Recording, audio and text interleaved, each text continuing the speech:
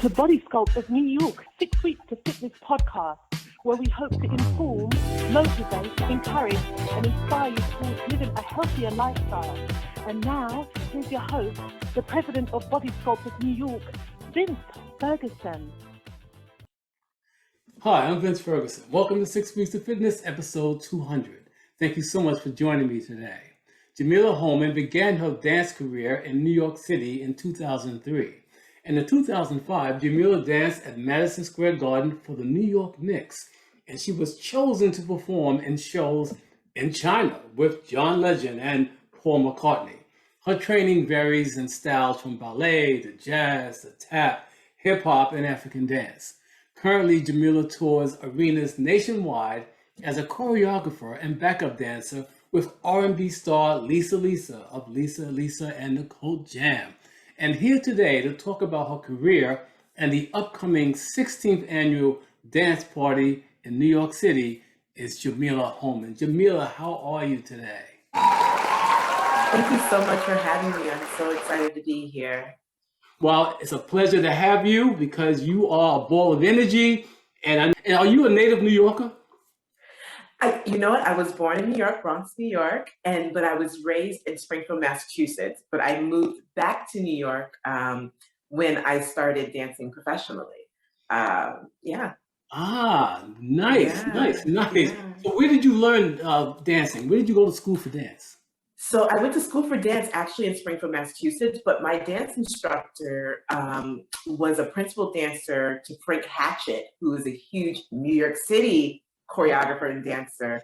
But he is actually from Springfield, Mass too, but he got his start in New York City. So all throughout my life, I would travel, even after moving out of New York, I would travel back and forth to New York to also train as well with Frank Hatchett. And many people may recognize his name in the dance world. So yeah. Definitely. Now, when did you know that you wanted to be a professional dancer? Oh, that's such a great question. I guess when I was a teenager and I was choosing dance over parties, in school, I think that was like more the deciding factor where I knew dance was more serious in my life, where I would rather be at the dance studio training, than partying with friends. And I know a lot of people in my circle, like, that was the thing. It's like, well, come out, we're going out to party. And I'm like, oh, I have dance class or I have a rehearsal, And from there, that's when I knew I was serious about this. Wow. And did you have other role models that was dancing at that time as well, or just you?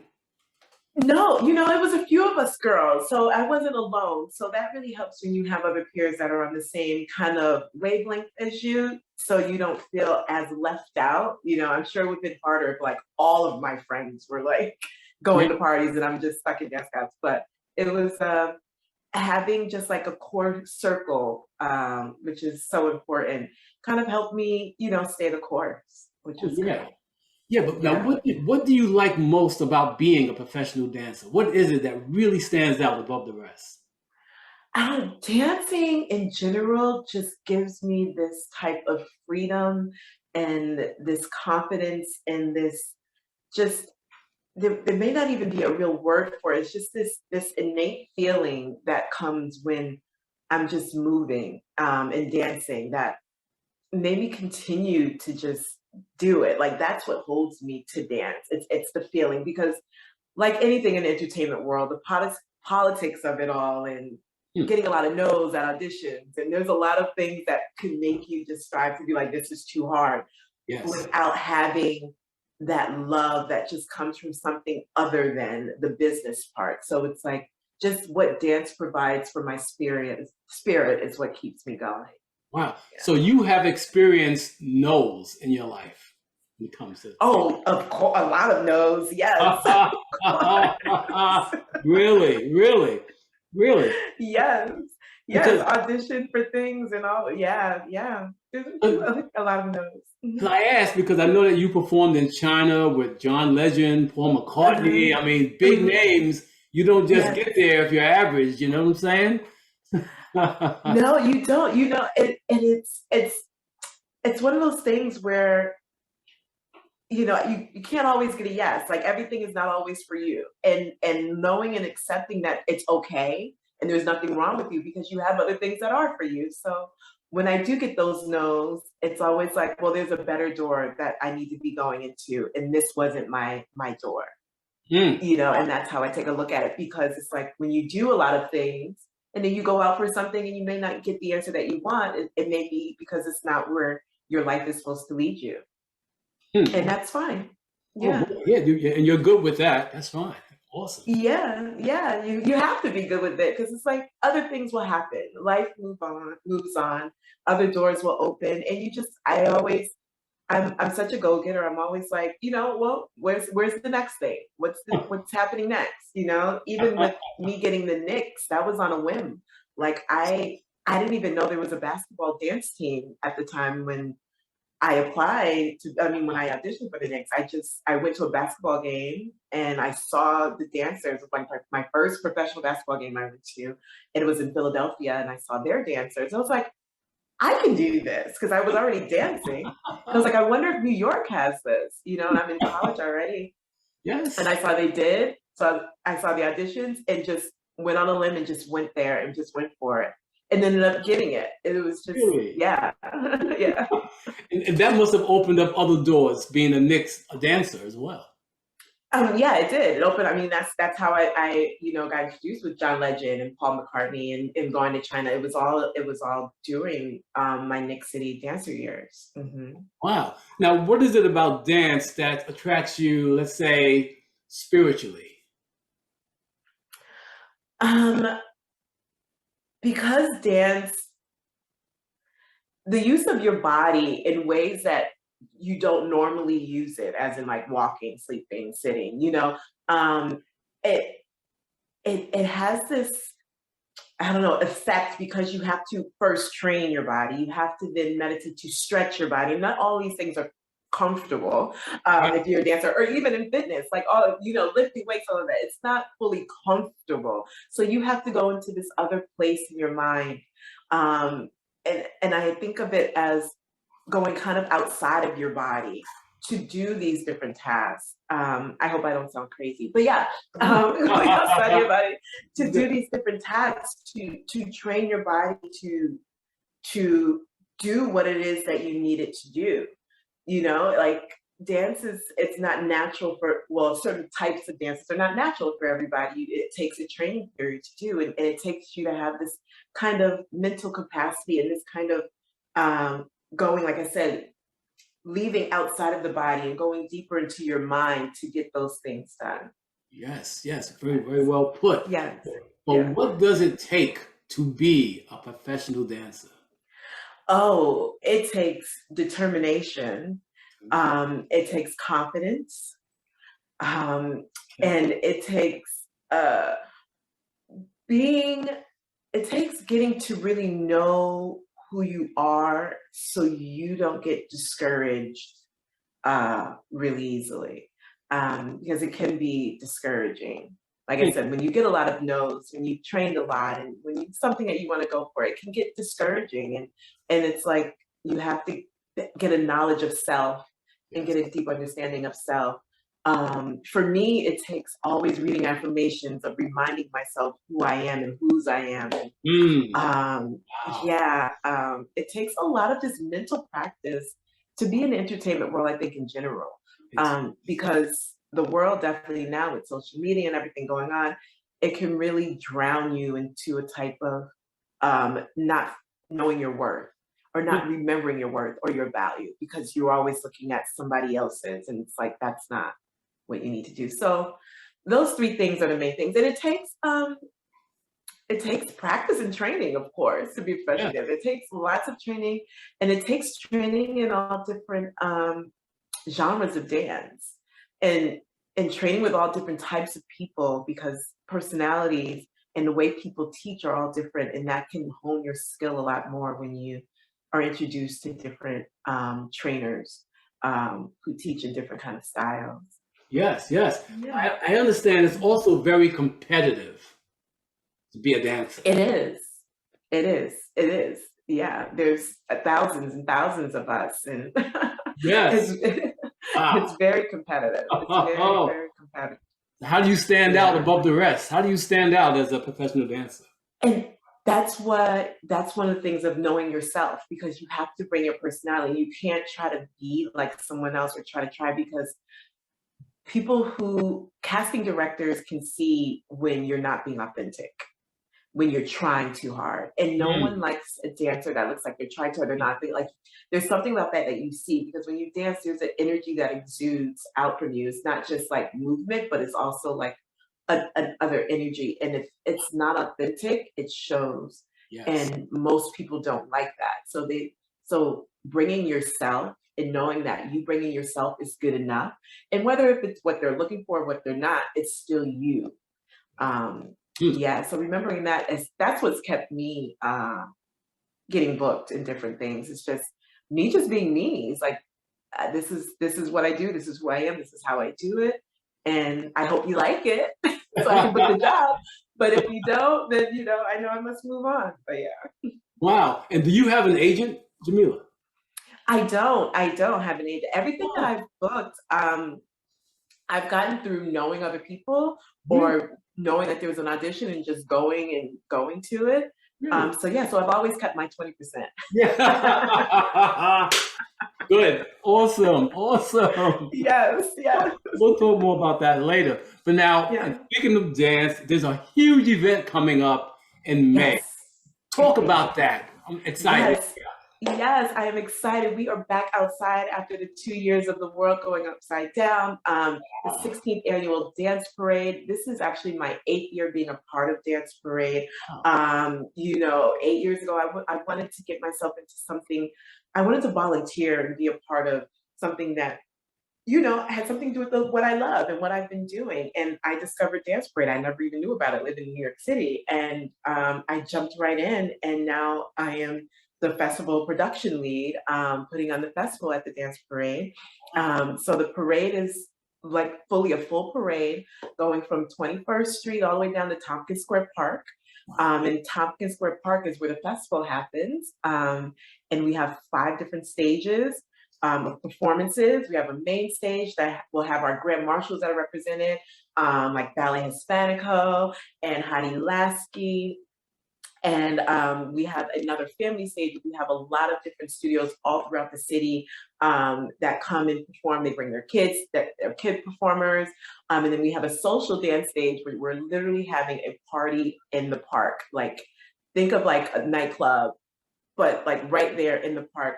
The best DJs, our Grand Marshal DJ, Rich Medina is going to be one of the DJs spinning. And it's just a party in that section of the park. And then all throughout the park, we have site-specific performers where you'll see all different cultures and genres of dance just all around you. You walk into Tompkins Square Park, and it's literally another world. You're seeing dances from all over the world, costumes from all over the world, and it's just a fully fun day. Wow, it sounds like a huge party. It is. It's a huge party. And I forgot, we have a teaching dance stage. So we're having a lot of great instructors out here in NYC, and you can learn to dance. You can learn different classes from Tango we have this year. You can Tango dance, Salsa, Afro jazz, so many different genres of dance. And you can take a 30-minute class and just learn a different style and just have a ball. So while there's dancing all around, you can also learn how to dance. Yeah, maybe I should come out and show up myself, right? You should show up, yes. And there's music all throughout the park the whole day. It's such a fun day. Is it totally free for the public? It is totally free. Everything is totally free. You just walk into the park and walk into this whole world of dance. Wow. Well, who are the sponsors? So we have many sponsors and many people who just love dance that contribute to just making sure this takes off. And we get grants from the city and artist grants, and that's kind of how this works. I mean, we're still trying to pull big sponsors, because this is a nonprofit organization. So we rely on the public, and we rely on people who just love the arts and love to keep the arts alive. And Dance Parade also does a community engagement program where we take a lot of the performers that we have, the groups, they will go into different schools throughout the city and teach the kids how to dance as well. So we have so many different programs that It's just not this parade, but all throughout the year, we're hiring instructors to go to schools to teach. So it's a full operation of just keeping dance alive and spreading the joy and love of dance. Right, so you guys are busy throughout the whole year. Yes, correct. I Yep. And never just knew. May is just our big day. Yes. Yes, yes. I mean, and this has been going on for 16 years. 16 years. Yes. And this is actually, you said, the largest dance parade, in New York It City. is. In New York City, there is no other. Yes. But see, I've never even heard of it. And I've been in New York City for a long time. So I know. it's Yes. crazy. Yeah, it is. It's really amazing. I mean, we're still, it's growing and continuing to grow and grow and grow and grow. And we're just trying to spread the word as much as possible because it's such a fabulous day. It is. Now, what is the Yeah. goal of the dance parade? What's the goal? What are you guys trying to achieve? Well, it started with the cabaret law. That's how Greg Miller, who was the director in the start of Dance Parade, he started because of the cabaret law that was in New York City, where they stopped dancing at different nightclubs, like they had to get a license, and it was this whole big thing in which that law, I believe it just recently, maybe the last 2 years or something, they finally got rid of that law. But Dance Parade was a fight against not being able to social dance just where you could before. And so it was a protest against that. So that was why Dance Parade actually really formed. And then it turned into, for me, it turned into this avenue of bringing cultures together and bringing communities together that share this common love, and when you go to the parade and you go to the park, you see every different color and culture all around, just in so much joy and happiness. And in today's climate in the world, that's something that we need constantly. And seeing that dance can do that, dance can just bring everybody together, and that's what Dance Parade does. And it's such a beautiful sight. Oh, yes, it does. And dance can bring, like you said, multitudes of people from all diaspora, from the full diaspora together. Yes, yes. But coming from the fitness perspective, or the fitness world, dance is a great way to move and burn some calories, isn't it? It sure is. It is the best way. It's a full body. Dance is a full body workout. Yes. You're targeting every single muscle. Exactly. From your fingertips to your toes. Yes. To my toes. Yeah. Oh my goodness. Yeah. And you said the creator, his name is Greg. What's his name? Greg Miller. Greg Miller. It was his baby, his idea. Yes, his baby, his idea. Yep, as a protest to the cabaret law. Yeah. Wow. But I hear you're going to have what's it called, the New York police dance or something like that going on. Oh, so we have NYPD. So yes, New York. So what happens during the parades, because we want everybody dancing, so we have New York City Dance Police. So it's not the actual police. These are volunteers that come together. It's a group. And what we do, they give out tickets to people that are not dancing. So if you're not moving your body while we're on the route of the parade, you get a ticket. And the ticket has coupons for you to take dance classes at different studios, to come to our after party after the dance parade. So, the ticket is more of an invitation for you to get your body moving and dancing. You can give me a ticket if I'm not moving. Yep, you get a ticket if you're not moving, because this is the dance parade. So no walking, dancing. Really? This is crazy. Down the street. Well, this is great. I really want to promote this because it's exciting. Yes. It's going to be a lot of fun. Now, is there like a rain date if the weather is bad, or you just dance? No, we are there, rain or shine. 2018 was a rainy, rainy day, and you had dancers still going down and just tap dancing. And, there was a Bolivian group with their costumes and just dancing in the rain. People were still just dancing even in the rain. So this is a rain or shine event. We want sunshine. Everybody, please manifest sunshine. But if it rains, rain does not stop us from dancing. Wow. It just adds an extra flair. Yes. I hear you. Oh my goodness. And your job as lead producer, you're actually producing this entire event? No, the festival. So there's a collection of people that bring this whole event on. There's a lot of moving parts and moving pieces. So no one is actually doing it alone. We all have teams. There's a team that handles just the parade portion with the floats, and there's a full team that handles the festival with all the stages and stuff. I'm the production lead, but I have a full team that's behind me that's supportive, that I could not do this alone at all. So I can't take the credit. This is a process. Major production, though. I really Yeah. like it. I really, truly love it. And I know it takes a lot of work to put something like this on annually. Yes, You yes, know? yes, it It does. really Yes, does. it does. So Lots of Zoom meetings and spreadsheets. Yeah. a lot of Zoom meetings. And it must have Love been Zoom meetings. it must have been hard to do it the last couple of years, though, because you had to do it on Zoom, right? We did. We had to do it virtually, but I mean, it was not as difficult, and it was just different. I wouldn't say it was difficult, it was just different. And Okay. I enjoyed the creativity that a lot of these artists came forth with. Now they added video production with their performance dance because we were showing it live. So it added an extra element of artistry, which was beautiful to see too. So, even though we couldn't be outside and we couldn't all be together, the arts is just so creative, and people are just so creative that you go with it and you just make the best of it, and that's what happened. Wow, beautiful, Yeah, beautiful. yeah. Now, I know you also yourself perform with Lisa and the Cold Jam.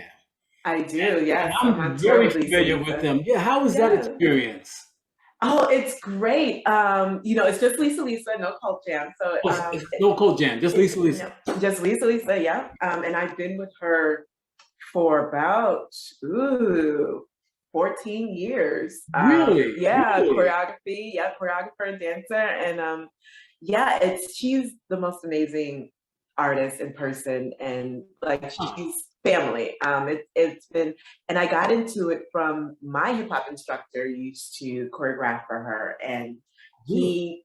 he, I danced with Lisa when I was 11 at first. What? Yes, Really? and then right after the Knicks, he called me and he's like, he was going to a different avenue, and he's like, she needs, dancer and Yes. choreographer. And I was like, I'm here for it, and Wow. jumped right in. And yeah, I've Wow. been with her ever since. And you tour across the country, across over the world? Yeah, we tour across the country mainly.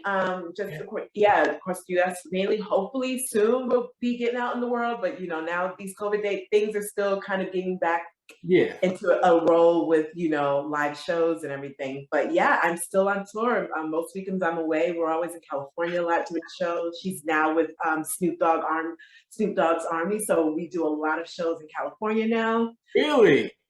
Wow. Yes, How yes, exciting is that? Oh my yes, goodness. You are yes. too much. Now, anything else? Yeah. Anything else you'd like to share with my audience about the parade, the date, the So time yes, again, so and yes, so yes, May 21st, be there. The parade starts at 1, and then it goes all the way down to 3 o'clock to Thompson Square Park, where we have the festival where you see performances all around the world. Come and just celebrate dance and just life and love, and see the passion that everybody just has for dance. It's a beautiful sight to see. oh man, it's going to be Mark your powerful. calendars. It's going to be Most powerful. definitely. I mean, I Yeah. can't get behind this enough because again, it's about movement, excitement, Yes. energy, love, coming together, Yes. all the above. But now, could you share how we can find out more about Jamila Holman and the Dance Parade? Well, you can go right onto danceparade.org and you can find all the information you need about Dance Parade. You can sign up to even be a volunteer. We are still looking for people. If they want to volunteer the day of, the more the merrier. You can, we'll be having, you can sign up right on the website. So if you go to danceparade.org, if you want to still be a volunteer day of, please Nice. do that. If you want to just come and just be a spectator, we just want to invite as many people as we can. We're outside, we're safe. It's going to be an amazing event. Wow. And how can we find out more about you? Yeah. Find out about me. Well, I'm there on the danceparade.org site, or you can follow me on Instagram at Instagram. Miss Jam, MSJAM, and the number 8 on Instagram. That's the best way to follow me right now. That's perfect. That's perfect. Yes. Well, Jamila Holman, on behalf of my organization, Body Scope of New York, and 6 Weeks of Fitness, I want to thank you for coming on the show today. Thank you so much for having me. This was very lovely. You were great. And to my listeners and my viewers, I truly hope this program was informative, encouraging, and inspiring, that you will continue tuning in to my 6 Weeks of Fitness podcast.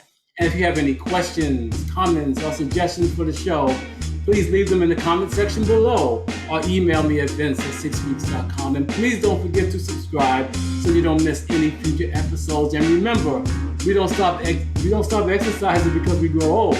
We grow old because we stop exercising. Love that. Love that.